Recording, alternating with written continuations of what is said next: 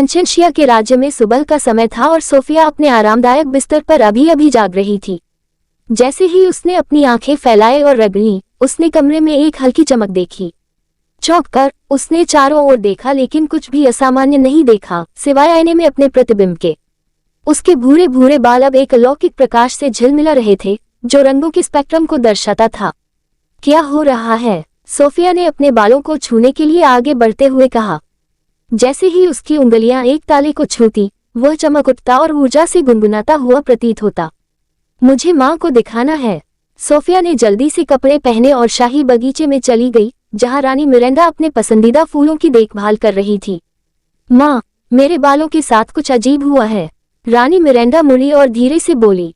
Sophia, तुम्हारे बाल जादुई हैं। हमें सेड्रिक से तुरंत मिलना चाहिए। सेड्रिक की अंतर्दृष्टि। सेड्रिक, शाही जादूगर, अपने टॉवर में नई औषधियों के साथ प्रयोग कर रहा था जब सोफिया और रानी मिरांडा वहां पहुंची। सोफिया के चमकते बालों को देखकर उसकी आंखें चौड़ी हो गईं। अविश्वसनीय, सेड्रिक ने कहा। तुम्हारे बालों पर जादू किया गया है। लेकिन कैसे? मुझे नहीं पता, सोफिया ने जवाब दिया। मैं अभी उठी हूँ और यह इस तरह था। सेड्रिक ने सोच समझकर अपनी दाढ़ी को सहलाया। विस्परिंग वुड्स की गहराई में जादुई फव्वारे की किंवदंतियां हैं। ऐसा कहा जाता है कि यह उन लोगों को जादुई गुण प्रदान करता है जो इसके पानी के संपर्क में आते हैं। क्या आप हाल ही में वहां गए हैं? सोफिया ने धीरे से सिर हिलाया। हाँ, मैं पिछले हफ्ते वहां टहलने गई थी। शायद मैंने फव्वारे के पास कुछ छुआ हो। रानी मिरांडा चिंतित दिखी। सोफिया, सेड्रिक के लिए इसका क्या मतलब है? इसका मतलब है कि उसके बालों में अब शक्तिशाली जादू है, सेड्रिक ने कहा। लेकिन हमें ये समझने की जरूरत है कि यह क्या कर सकता है। आइए कुछ प्रयोग करें। शक्तियों को उजागर करना। अगले कुछ दिनों में सोफिया, सेड्रिक और उसके दोस्तों क्लोव खरगोश, रॉबिन पक्षी और मिया नीली चिड़िया ने उसके जादुई बालों की क्षमताओं का परीक्षण किया। उन्होंने कई असाधारण शक्तियों की खोज की। सबसे पहले, उसके बाल अपनी इच्छा से बढ़ सकते थे और वापस आ सकते थे। बस इसके बारे में सोचने से सोफिया अपने बालों को बहुत लंबा कर सकती थी, जिससे वह ऊंची जगहों तक पहुंच सकती थी या अगर वह गिर जाए तो कुशन बना सकती थी। उसने इस क्षमता का इस्तेमाल एक ऊंचे पेड़ में फंसे बिल्ली के बच्चे को बचाने के लिए किया। दूसरा, उसके बाल छोटी मोटी चोटों को ठीक कर सकते थे। जब सोफिया ने क्लोवर के चोटिल पंजे के चारों ओर एक ताला लपेटा तो ये गर्म चमकता था और चोट जादू से गायब हो जाती थी। तीसरा, उसके बालों का प्रकृति के साथ गहरा संबंध था। सोफिया तुरंत फूल खिल सकती थी, पक्षियों को सुरीली धुनें गाने के लिए प्रोत्साहित कर सकती थी और यहाँ तक कि मौसम को थोड़ा प्रभावित भी कर सकती थी। एक बहुत ही गर्म दिन पर उसने अपने बालों का उपयोग करके हल्की हवा को बुलाया, जिससे महल के प्रांगण में सभी को ठंडक मिली। सोफिया के जादुई बालों की चर्चा पूरे एंचानिया में तेजी से फैल गई। पूरे राज्य से लोग जादुई बालों वाली राजकुमारी को देखने आए। एक दोपहर महल के द्वार पर एक रहस्यमयी आगंतुक आया। अलारा नाम की एक बुद्धिमान बूढ़ी महिला, जो विस्परिंग वुड्स की संरक्षक थी। राजकुमारी सोफिया, अलारा ने सम्मानपूर्वक झुककर कहा, मैं इसलिए आई हूँ क्योंकि आपके बालों का जादू एक उपहार है, लेकिन एक जिम्मेदारी भी है। अलारा की बात जारी रहने पर सोफिया ने ध्यान से सुना। जादुई फव्वारा प्राचीन जादू का एक स्रोत है जिसे संरक्षित किया जाना चाहिए। आपके बालों की शक्तियां प्रकृति के संतुलन की रक्षा के लिए हैं, लेकिन ऐसे लोग हैं जो इस तरह के जादू का फायदा उठाना चाहते हैं। सोफिया ने गंभीरता से सिर हिलाया। मैं अपनी शक्तियों का बुद्धिमानी से उपयोग करने और विस्परिंग वुड्स की रक्षा करने का वादा करती हूँ। अलारा गर्मजोशी से मुस्कुराए। मुझे विश्वास है कि आप ऐसा करेगी राजकुमारी, लेकिन सावधान रहें। ऐसी अंधेरी ताकतें हैं जो ऐसी शक्ति पाने के लिए कुछ भी कर सकती हैं। डार्क सोर्सेर अलारा की चेतावनी जल्द ही सच साबित हुई। एक शाम जब सोफिया क्लोवर के साथ विस्परिंग वुड्स की खोज कर रही थी तो उसने धीमी आवाजें सुनी। एक पेड़ के पीछे छिपकर उसने जादुई फव्वारे के पास छायादार आकृतियों का एक समूह देखा। उनका नेता मालगर नामक एक काला जादूगर था, जो अपनी भयावह महत्वाकांक्षाओं के लिए कुख्यात था।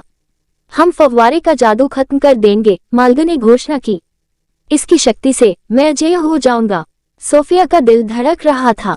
उसे मालगर को रोकना था। अपने बालों की क्षमता का उपयोग करके, जो आसपास के वातावरण में घुल मिल जाती है, उसने उनकी योजनाओं को सुना। एक बार जब उसके पास पर्याप्त जानकारी हो गई तो वह सेड्रिक और उसके परिवार को सचेत करने के लिए महल में वापस आ गई।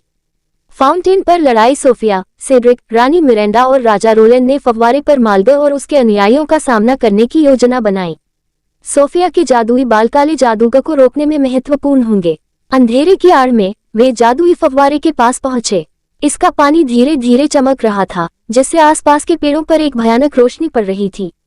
माल्ग और उसके अनुयायी अपने अनुष्ठान की तैयारी कर रहे थे। ठीक वहीं रुक जाओ, माल्ग, राजा रोलांड ने तलवार खींचकर आगे बढ़ते हुए आदेश दिया। माल्ग ने व्यंग्य किया, तुम मुझे नहीं रोक सकते, फव्वारे का जादू मेरा होगा।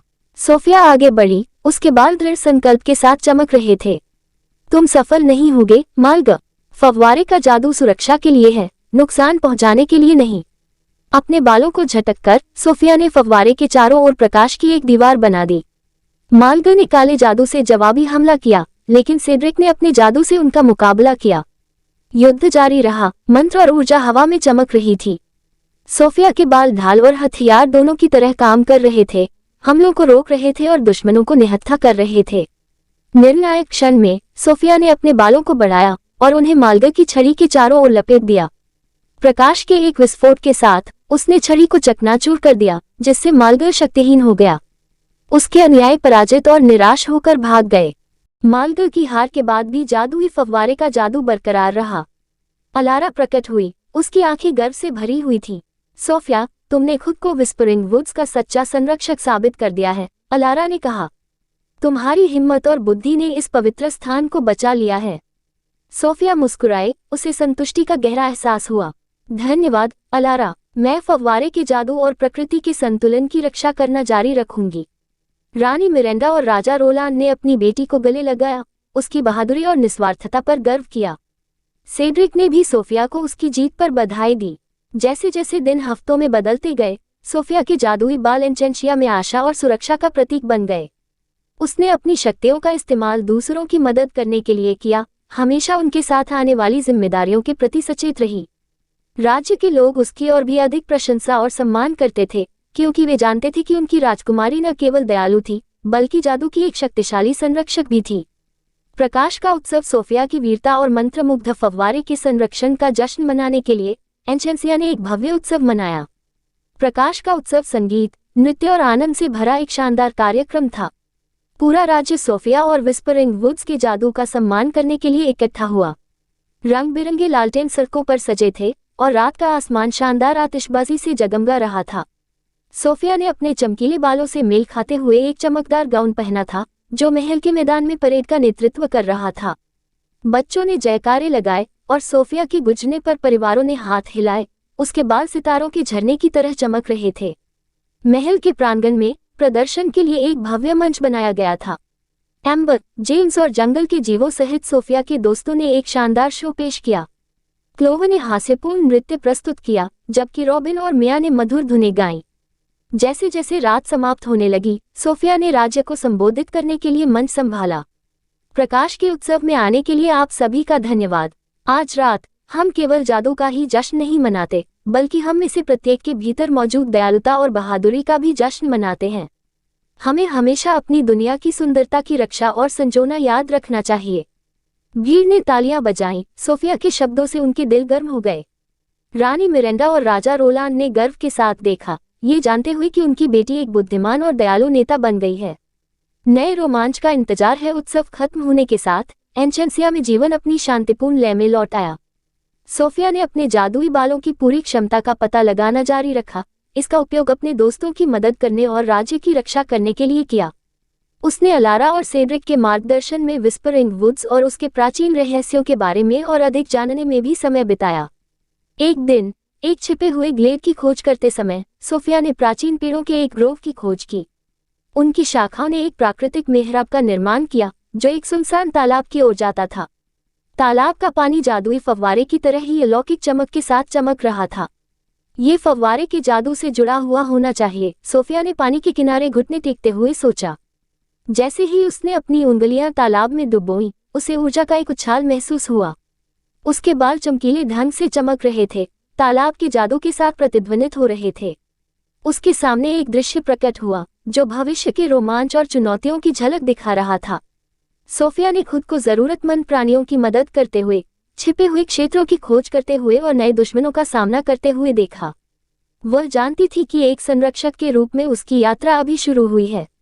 दृढ़ संकल्प और उत्साह से भरी सोफिया महल में वापस आ गई। जो भी आगे था उसके लिए तैयार थी। अपने जादुई बालों और अपने दोस्तों और परिवार के समर्थन के साथ उसे विश्वास था कि वह एंचेंशिया और विस्परिंग वुड्स को किसी भी खतरे से बचा सकती है। और इसलिए जादुई बालों वाली युवा राजकुमारी एंचेंशिया के राज्य में आशा और जादू की एक किरण के रूप में चमकती रही। उसकी कहानी अभी खत्म नहीं हुई थी और बहादुरी, दयालुता और साहस के कई और अध्याय इंतजार कर रहे थे। देखने के लिए धन्यवाद।